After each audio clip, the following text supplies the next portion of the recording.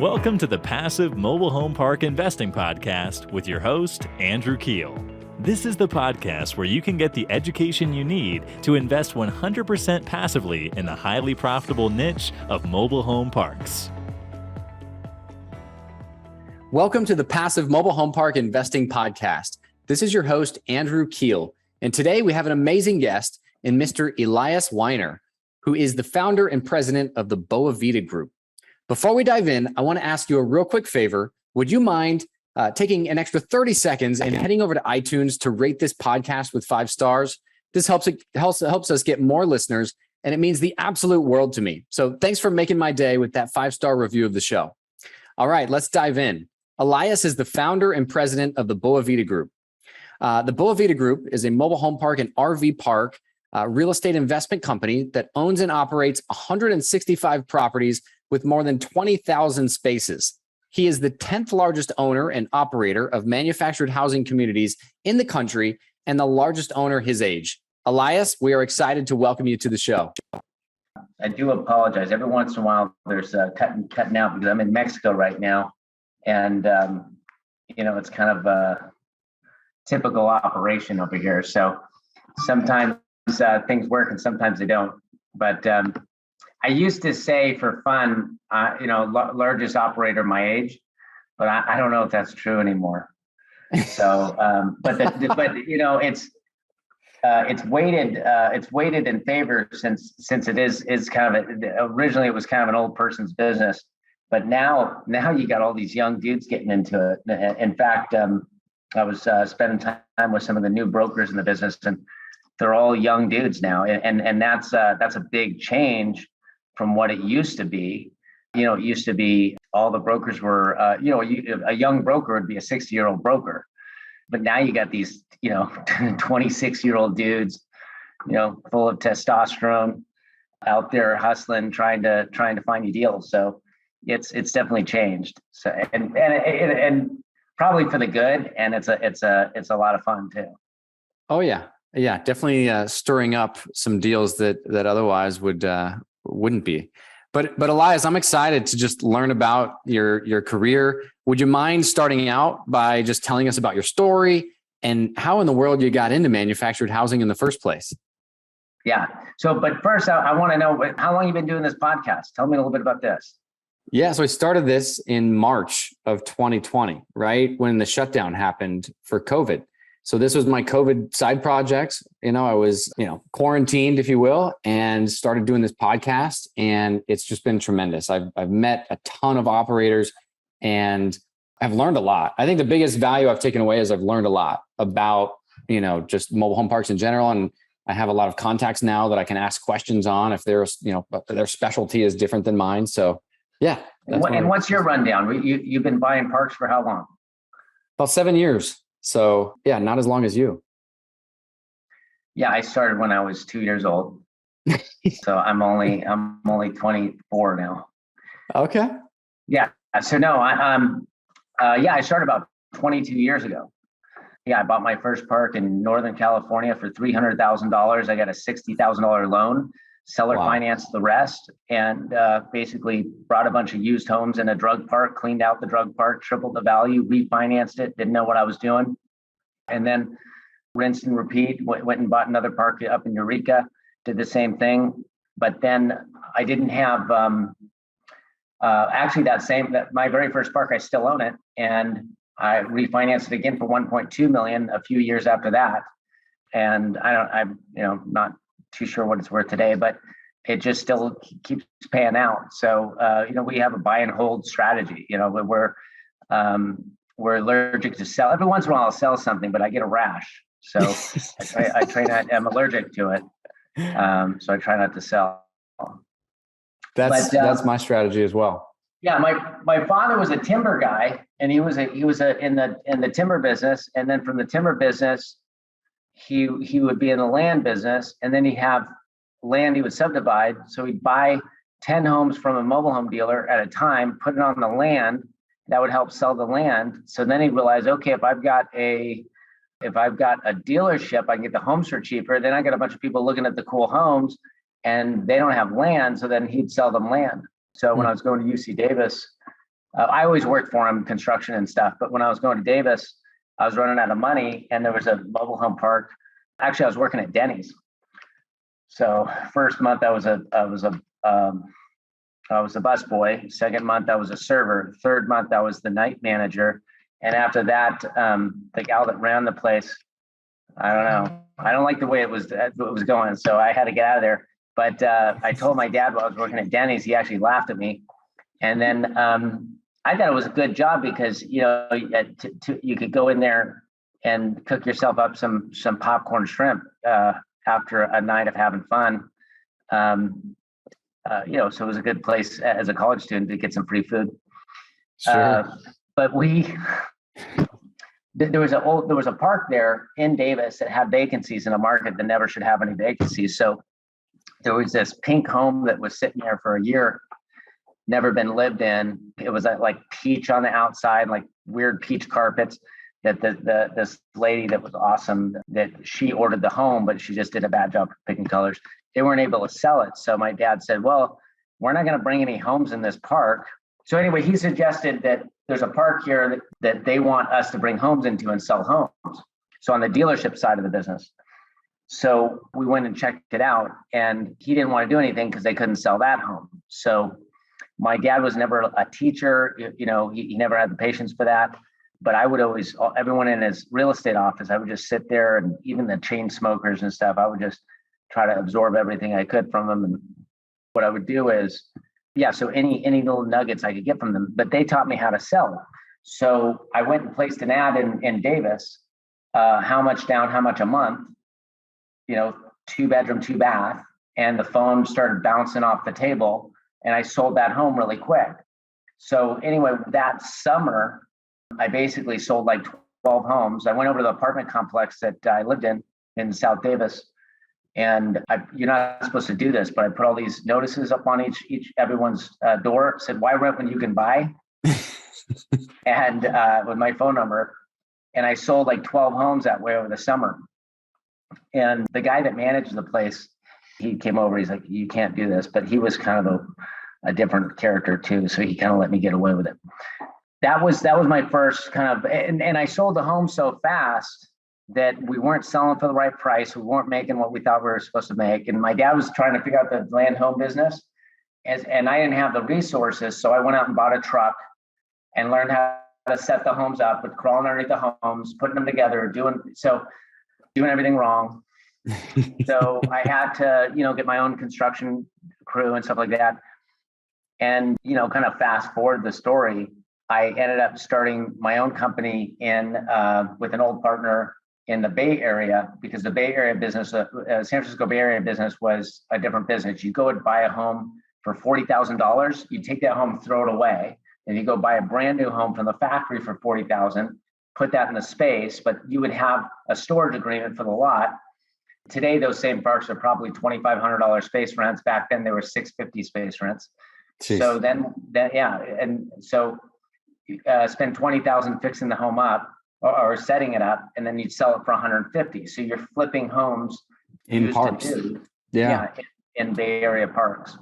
So that was a good business, but it was very capital intensive business. And then all those homes we were throwing away, we ended up taking up to that park in Oroville, California, and filling up that park with those nice used homes. So that was kind of the first. I think it was, I don't know what year. I bought the first park was 2001 maybe. Wow. And then 2007, 8 came along. We started figuring out how to raise money with investors, and started exploring outside of California, and just kept growing it. And now actually we're at I think 176 properties, about 23,000 spaces, and wow. And we probably have this year we've probably closed well over 100 million, maybe 150 million in deals, and we have about another 100 million under contract. Wow, that is amazing. I mean, that is really cool. I mean, so there seems to be like a huge jump from your first park into raising money. And I mean, maybe you could just tell me, where I'm at. I'm doing individual syndications. Are you doing like a fund for your? Yeah, so we used to do that. I did that all the way till 2018, and the challenge was what would happen is we don't sell, we refinance. So we'll go in there, solve the problems, increase the value, and then refinance and get all the money back first to the investor. And what we do is we don't charge any acquisition fees, disposition fees, asset management fees. I'm not a big fan of the fees. I understand why people do them. But the incentives are bad. You're incentivized to buy stuff and to sell stuff, not to solve real problems and create real value and hold forever. But because of that, in 2018, there were just too many refis and too many people that wanted to, they were getting money back and they wanted to put it back in with me. So my money kept getting bumped. So 2017, 2018, I wasn't able to put my money to work as much as I could. I mean, there was plenty of home run deals that I didn't put a dime into that I wanted to. But investors didn't want me to. Most syndicators, they want the syndicator to put money in. That's not typical for me. So because we have a really good track record. So what I decided to do was basically use my money to build a team that could source deals all over the country and get more comfortable with all these other markets. So when we did that, that kind of opened up to okay, so now we can have the deal flow. But the other issue is if you're making money on a quarterly basis and then you're having all these random, every quarter now it's several refinances. So I like to call them, you're harvesting these properties. And so what we wanted when I spoke with a lot of investors was a vehicle where we could put our money in throughout the year as we got money. So I opened up a fund that's pretty much open from like April to the end of the year that people can just, plug their profits into and invite their friends. And then, hopefully we'll look at 1,000 deals, see if we can find 20 or 30 deals that make sense. And the other thing that the fund does is on the more risky deals, like the RV parks, the high-end destination RV parks, or the big fixer-uppers that we got to completely renovate the park, kick out, just major cleanup parks. Sure. So those are higher risk, but maybe you would refinance them in year 2 or year 3 or something like that. I was only letting the investors that had more money in those deals because there are more risks. There's more volatility, especially with the RV. We don't know, you're not as safe with the 4 cycles of the economy in an RV park as you are with a mobile home park. It's just really that simple. So, but if you do a fund and you have, 30 parks you buy and you have 2 high-end RV parks in there, then that's fine. Day one, you walk into awesome cash flow, but you are going to have that volatility that you're not going to have on that beautiful, 4-star, 4.5 cap deal, institutional deal but so you have this combination of deals and it really kind of works out good where we can get a balance and hit the returns. Yeah. A good balance across the portfolio. Yeah, that is really cool. That's a great idea.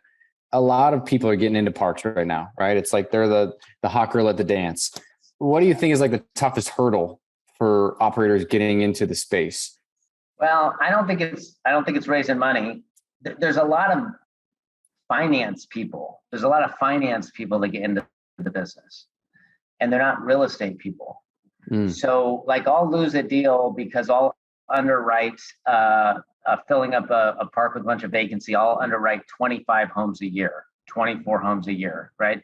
So, I have 1,000 homes on order from the factories right now, right? I'm probably top 5 in home orders in the country. So if you find that someone's underwriting, bringing in 90 homes in a year, like, they're probably not, they probably don't understand how that works, especially in today's world. But I've literally, had people outbid me by $1 million on deals because they're underwriting it right like that. So I think that it's tough because like Charlie Munger says, invest in a business that an idiot can run because at some point an idiot will run it. Well, that's the beauty about this business. It's, we think that we're really good operators. And because we started in the mobile home dealership side of the business, we think we can really do a good job underwriting these. We understand like dealing with contractors and how long things take. And so to properly underwrite solving those problems. But I've bought from other syndicators and they've made a huge profit and they did a terrible job, right? But they still made money because their supply and demand is so much in our favor. And it's kind of almost like a sad thing, because if we could build more parks, if affordable housing was, if the government would get out of our way and we, with the permits and fees and it just doesn't pencil, then we could just add more housing and maybe our rents wouldn't go up as much, but that'd be okay because we could build more and there'd be more opportunity there. But so supply and demand so much in our favor in this business that you can be kind of an idiot and still make money. So that's true. Yeah. I love Charlie. Love him in Warren's book. I don't book. have a whole lot of advice, except for, the more that you can get involved in the beginning on like how the dealership side of the business works. I've got a guy, Chris Lemos, that works for me. He is a rock star. And when he came to work for me, he was willing to do anything I asked to get in the mobile home business. I mean, he did the research, young guy, hardworking, great work ethic. And he wanted to figure out how he could, who he could team up with to get in the business. And so I had him do mobile home sales. So the sales side of the business, and now he runs our sales division and so we have a 3-person titling team for do home titles. We've got, he's on these weekly meetings with on-site managers, regional managers, just, making sure that, because the only reason that you're not selling a home, because if there's a vacant space, there's nothing there. That's the difference from a vacancy in an apartment. If you would let someone be in a tent on your space, then you could fill it.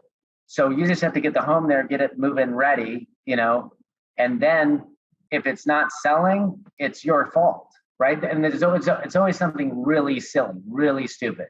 The marketing isn't hitting it, like it's getting ghosted, or there's always something that if you ask enough questions, you figure it out, and then all of a sudden it sells, or it leases up. So, but he's responsible for having 1,000 homes on order. And I mean, I don't know what our monthly sales is, but it's a big number. 1,000 homes on order. That's insane. Tell me about your organization. Tell me what other team members you have to run that type of, property management company. I take it you manage all in-house, right? Yeah, mostly. We use so of 176 properties, there's, I want to say 26 of them that we third party. We also work with M. Shapiro and TrueBuilt. They've done a great job for us in specific areas that they specialize in. So that's, so we don't really have an ego about that. If M. Shapiro's just going to have better relationships than us in Michigan. Yeah, but basically we've got team kind of zone leaders that work with all of our regional managers across the country. And then we have, and I've got an open door policy. I'm available to anybody at any time. I don't know if you noticed or not, but people sometimes say they can't believe how easy it is to find me. I think my wife was complaining about that though. We've got like our acquisition team. We've got a great guy running that, but we've got about it's a 4-person acquisition team. And we've got 2 full-time loan, just great loan people. All they do is refinance and acquisition loans. Jeez. I mean, if you can imagine, we're refinancing, 10 parks a year or more. Wow. That's awesome, man. That is so cool. How has your mobile home park investing strategy changed over your years in the business? Maybe what did those initial parks look like? And then, has it changed at all? Are you still buying the same quality, the same size, that kind of stuff today? Well, I'm trying. I've been buying a lot more bigger, nicer stuff, and but at the same time, if it's not available, then it kind of depends. Because when you look at your team, what you don't want to do is go buy a big construction project in a place you have no resources. That'll put you in a lot of trouble. I see other people doing that, and I make the joke that, oh, okay, there's a park I'm going to be able to buy in like 5 years. But and I'm kind of kidding, but I'm kind of like, because I know the pains of the development side or the the renovation of these parks, and how wrong you can be on your underwriting, and there's no like cost controls right now. I mean, tell me tell me you underwrite something today and it's going to be like that. You have very little control. So, yeah. But if you see a team member or a regional manager and they're crushing it in their state, or they've got 7 to 10 properties, and it's just like smooth, and they're just succeeding, and they're ready to, and then there's an opportunity in that area, or maybe it's a big fixer upper that you think they can handle. So we look at it like that. So, which is nice with the fund, because you can just kind of mix up different types of properties, So we'll buy a 2-star park and turn it into 2.5-star park. Like, that's the best it'll ever be. It'll get repaved, it'll get painted, it'll get some tougher cleanup notices, but it's a trailer park. Sure. And then we have mobile home parks. We have really nice mobile home parks, and then we have really awesome manufactured home communities. But if we can go in and make it cleaner and safer, and give the residents value, and also create value for our investors, and then we do the deal. So we're not checking it, because I have no intention of ever going public or anything like that. So it's not it doesn't have to look a certain way. Sure. So I would say that my investment strategy, it hasn't changed as much as my resources. My resources have changed so that maybe the most discipline I need is to not do a small deal, but it's kind of hub and spoke. If they can handle it, like right now in Arizona, I've got a park under contract that's right next to another park that I know my manager, the on-site manager, is doing a phenomenal job, and I know she's probably a little bored, and she'd love to get a pay raise. So why not give her a pay raise, give her that other park? On our revenue, it's not going to move the needle, but will I be able to increase the value of that park by 50% in the next 5 years? Yeah, no problem. So it still makes sense to do it. And I think the whole, like that part of the team would be happy to do it. And that's kind of the feedback that we got. So I think I'm different in that case, where I'm not like looking at, because I'm not looking to create like the perfect portfolio. Sure. And that's like the perfect mobile home park is not, when people like drive through a beautiful senior park and they're like, okay, I'll pay more for this. Okay, but you're just buying a bunch of problems because they don't have anything to do except for go to the office and complain. So the best, but also when the economy gets tough, that's the toughest park to sell homes in. So even though it's a beautiful park, it's only seniors. So what you really want is you want an all-age park with new single wides and old single wides. But you want everything nice. New single wide, but you can make it nice. You can put the money in, so old single wides, new single wides, old double wides, new double wides, all age. Now you have a price point for everyone, right? Mm-hmm. Yeah. So what about the utilities? Do you get picky on utilities at all? Like in your perfect mobile home park, is that, city utilities, obviously? I'd say I'm more picky now. I'm more picky now. We have tons of parks with well and septic, in probably one of the toughest states, California. So, when I go out of state, I'm typically going bigger, and I'm going less private, more public utilities. Private. Yeah. Wow. But that's awesome. Think about it like this: the perfect attorney is not the attorney that says there's risk, don't do the deal.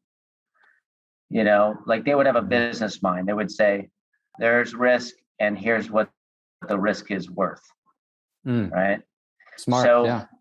So it's the same thing with the well and septic.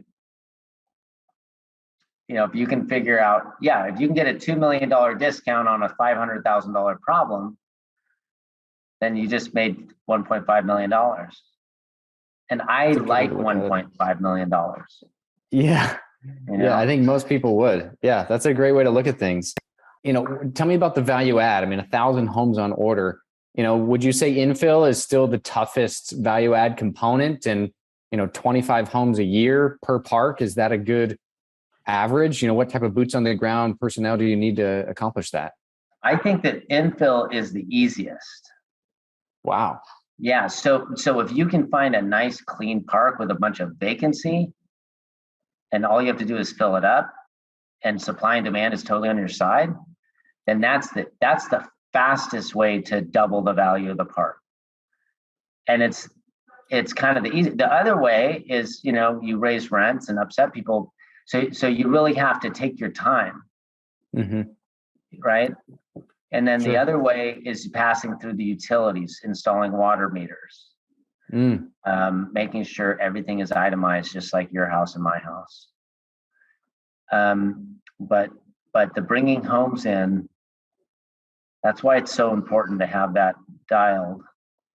And it's more about a lot of people, they're trying to save too much money hiring bad people, bad contractors. Have you had that issue? Oh yeah. I've infilled, and I think most of our parks are in the Midwest. So, I mean, we're dealing with a, more chuck in a truck type of contractor most often that has a side business that installs mobile homes and maybe has a toter truck. So I think it's just making sure we're following up and managing them appropriately so that we're getting what we're paying for. But yeah, we've had bad experiences. So where do you feel is the best opportunity right now? Would that be in infill? If we're talking about, passive investing in mobile home parks, is it going after value add parks? Is that the lowest hanging fruit, or is it developing new mobile home parks? What do you think is the best investment opportunity? Well, I don't think developing new is, I think it's too tough. Okay. I mean, I look at it every once in a while because if I get a slow day or something, but that's not that's too tough. I think you just have to be open, and you gotta just keep looking at different deals.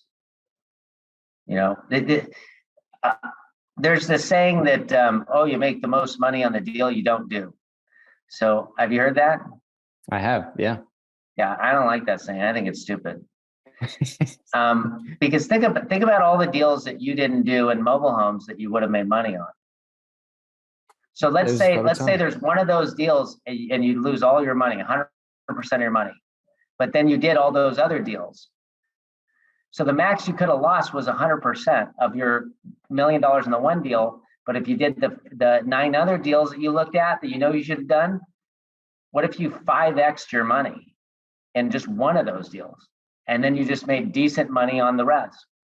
So the biggest risk is not doing anything. It's just sitting there idle. I think of money as I don't care about it that much. I think about it as it's sitting on the counter underneath the heat lamp. You're in the diner and they put the money up there and the heat lamp is just cooking it and it's getting all nasty. And the longer you sit it there, the more worthless it becomes. So what you have to do is you have to look for a good enough deal. Like, what's the best deal that you can find at the time? And because people are concerned about opportunity cost. If you find an amazing deal, Andrew, and you don't have the money because you just did a deal that you think is a base hit, because if you find a base hit deal, you should do the base hit deal. But if you're only looking for home run deals, and maybe you'll only find home run deals, but maybe it'll take you 5 years. But if you come to me and you say, hey, I found a home run deal, I want a partner, and then it's such a good deal, you just negotiate whatever deal you want with me. Right? And because if you find a great deal, the money will be, you can find the money. So, yeah. That's good. That's a really interesting perspective. I think I'm naturally just more cautious. And like, I was telling someone earlier today that like every mobile home park we've bought, we've added like 3 to 10 items to our due diligence checklist.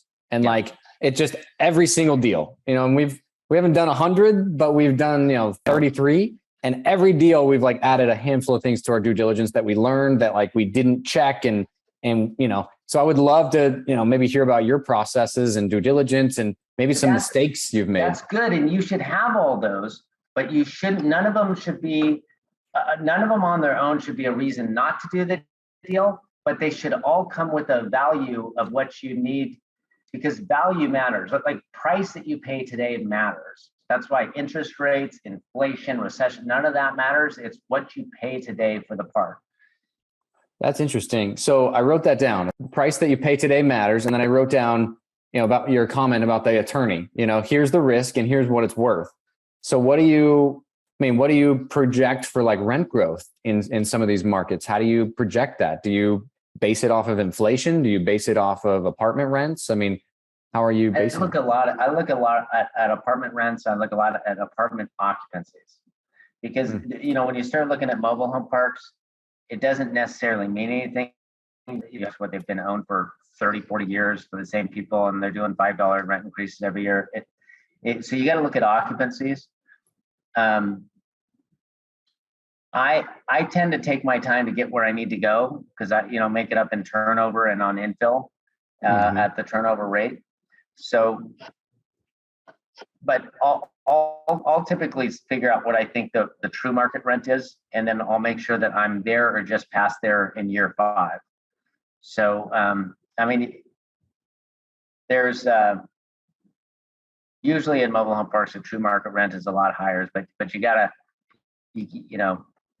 turnover, do it incrementally, right? Do it incrementally, not rip the Band-Aid off at one. Yeah, you got to think about it's a partnership with you and the residents. So you don't want to ever put them in a bad situation, but you got to get them to market at. But if you can do it over 3 to 5 years, then that's how you do it. Yeah, tell us about interest rates, cap rates. What do you think they're going to look like? As we move forward into this uncertain climate. I don't think about it that much. I get asked about it all the time. I don't think it's important. In all of my performas, we use a much higher interest rate on a refi in our projections. So I might buy something for a 4 cap and project and get like a 4% interest rate when I buy it, but then I'm projecting a 6.5% refinance. But the only thing that matters is the debt service coverage ratio in year 5. In other words, after I solve those 5 problems, can I get the 1.25 or 1.35 that the bank wants on the DSCR? So if I can do that, then the deal works, and then I buy it. But here's what I would want. I want as much volatility as possible. I want interest rates to go up high. I want, inflation doesn't hurt me, especially because I have rent control properties in multiple states. So, I'd much rather pay a higher interest rate today and a lower price today. Sure. Than a lower interest rate and a higher price. That's where it goes back to, the price you pay today matters. That's a good point. Yeah, that's interesting. And that goes back to the finance people getting in the business, because there are finance people doing real estate. Okay. And then there's real estate people that need to understand finance. And that's the difference. So, and I'll even take that one step further in the business that you and I are in. We need to be mobile home dealers. And most mobile home dealers never figured out the park stuff and got rich and went bankrupt. It's horrible that how much money they made and how much money they lost, and they never figured out the park side of the business. They just wanted that quick check, right? So if you understand the dealership side of the business, and then you understand the real estate side of the business, then the finance. But the problem is with those other people coming into the business, they're finance people, and then they get into the real estate, but they don't know anything about the dealership side.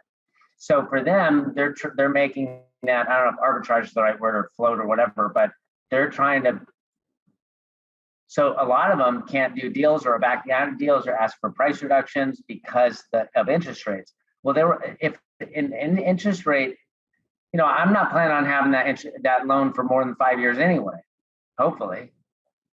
So charge me 7.5. I don't care today if I'm getting something that has 50 vacancies and I think I can fill them and double the value of the park. Who cares?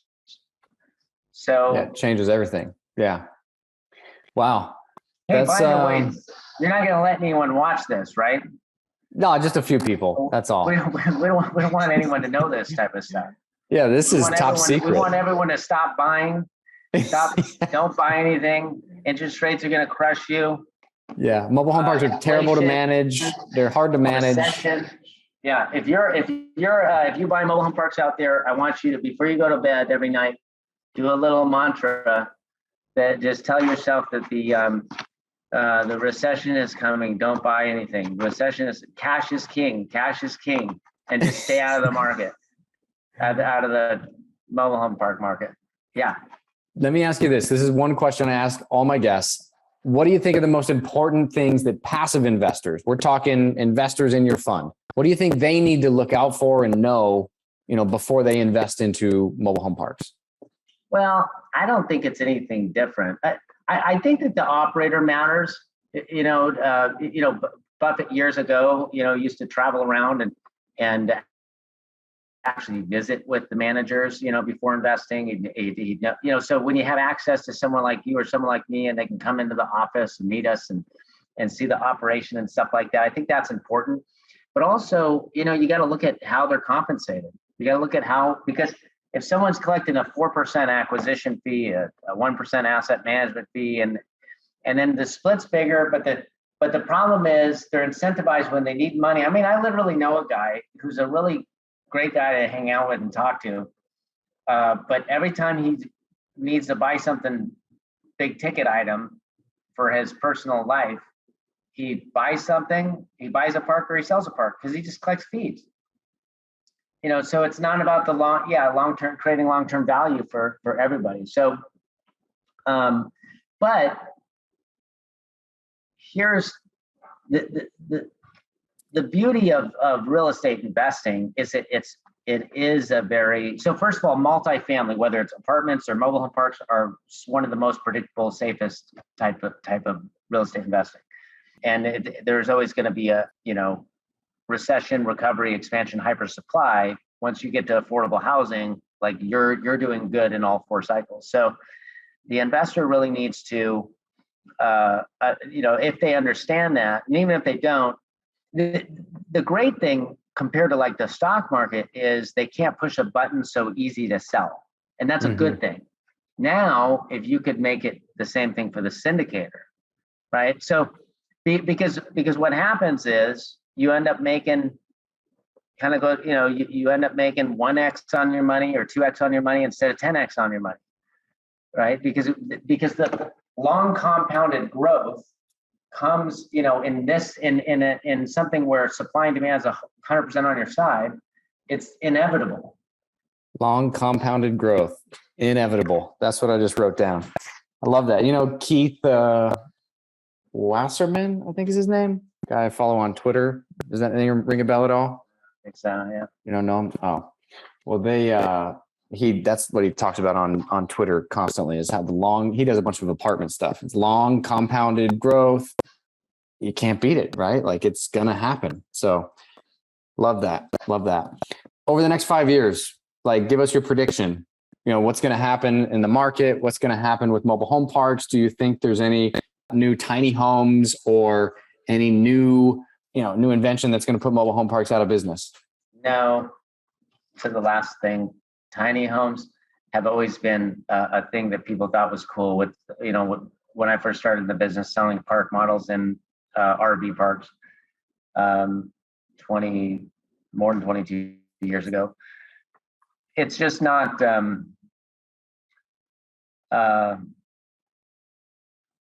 So yeah, I don't know what's going to change in the business. It's not going to be anything I'm going to be able to predict. But I think it's really just as simple as if you think that the government or someone's going to solve the affordable housing problem, then you shouldn't invest in mobile home parks. So, and if you think that there's probably no chance of that, then you're probably pretty safe investing in mobile home parks. So it's a good way to look at it. Yeah, that's a good way to look at it. Well, thank you so much for coming on the show and dropping all these golden nuggets. What would be the best way for someone to get a hold of you if they would like to do so? Basically, if you go to our website, the BoaVidaGroup.com, capital B, capital V, the BoaVidaGroup.com. You can also email me directly at Eli at the BoaVida Group. And if you're interested in investing, we get you set up with our BoaVida 2022 fund presentation, and that'll answer a lot of questions. And then you can actually hop on a Zoom call with me. So, but yeah, we're pretty easy to find. Awesome. Well, thanks for taking time. I know you're at a surf camp right now in Mexico, so really appreciate you taking the time to hop on here and join me for the podcast. Yeah, this is fun. I always like talking about mobile home parks. And when I go on these trips, I'm usually just surfing my butt off in the morning and then working most of the day. But it just so happens that I got kicked out of the water this morning because I started seeing lightning, and that scared me. So, but I caught a few really good waves. I'm looking out the window here and seeing it's starting to clean up. So there might be an evening session in my there you go. Here. Awesome, man. Well, thanks again for coming on, and really appreciate all the information. That's it for today, folks. Thank you all so much for tuning in. Would you like to see mobile home park value add projects in progress? If so, follow us on Instagram at Passive MHP Investing for photos and awesome videos from our recent mobile home park acquisitions. Once again, that's at Passive MHP Investing on Instagram. See you there.